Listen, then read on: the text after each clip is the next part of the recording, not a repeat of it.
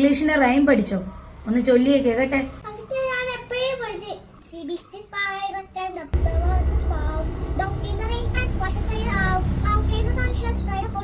അസലായിരിക്കുന്നു.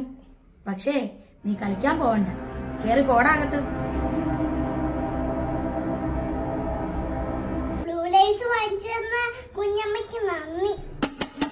കുഞ്ഞമ്മയോ? കുഞ്ഞമ്മ കാശ് തന്നേ ഇല്ലയോ? ഞാനല്ലേ വാങ്ങി തന്നെ. പിന്നെന്തിനാ കുഞ്ഞമ്മയ്ക്ക് നന്ദി പറയുന്നേ? നീ പിന്നെ എന്തുവാടെ ഉദ്ദേശിച്ചേ? നീ ഇനി ഒന്നും പാടണ്ട, കേറി പോടാകത്ത്.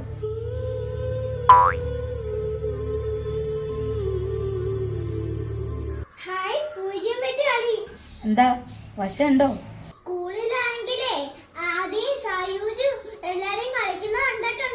നിന്റെ കുരുത്തക്കേട് കാരണം തലയ്ക്ക് ഭ്രാന്ത് എടുത്തിരിക്കുമ്പോ പൂജ്യം വെട്ടി എന്നാ നല്ലത്. ഇരിക്കുക. കളി തുടങ്ങുന്നതിന് മുമ്പ് എന്തെങ്കിലും ഒന്ന് പണയം വെക്കണം. പണ്ടോ പണോ എന്തെങ്കിലും.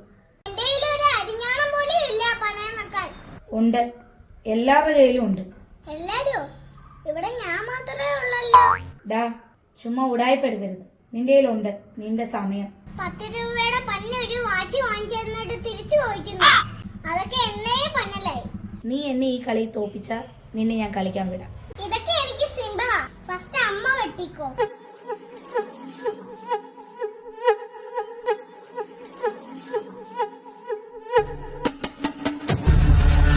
നീ തോറ്റ്. കളിച്ചില്ലല്ലോ. നീ തോറ്റ്. അകത്ത് പോടാ, അകത്ത് പോടാ.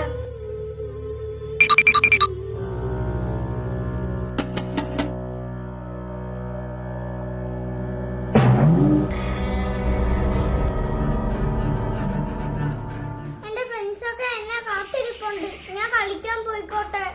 പൊക്കോ. പക്ഷെ ഈ മഴ തോരാതെ നീ എങ്ങനെ പോകും? മഴയോ?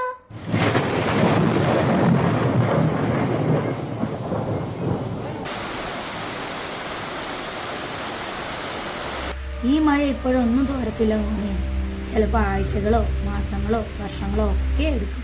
അപ്പൊ വെളി കഴുകിയിട്ട നിക്കറൊക്കെ ഒരു വർഷം കഴിഞ്ഞിട്ടേ ഉറങ്ങത്തുള്ളൂ. സ്കൂളിലും പോണ്ട. ഉച്ചസ്ഥായിലുള്ള വ്യാഴൻ കാലത്തെ പിടിച്ച് കെട്ടിയിരിക്കുന്നതാ. കാലത്തെ പിടിച്ച് കെട്ടിയതാണെങ്കിലേ യാത്രയാകുമ്പോ അഴിച്ചു വിടാൻ പാടാ. ഇതേ ഭ്രമയുഗവാ.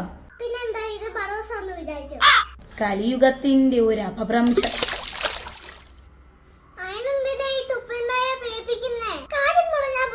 സഹസ്രാബ്ദം നീണ്ടു നിൽക്കുന്ന ഹിംസയുടെ ഉന്മാദം. ഓ, ഞാൻ അകത്ത് പോയിക്കോളാം.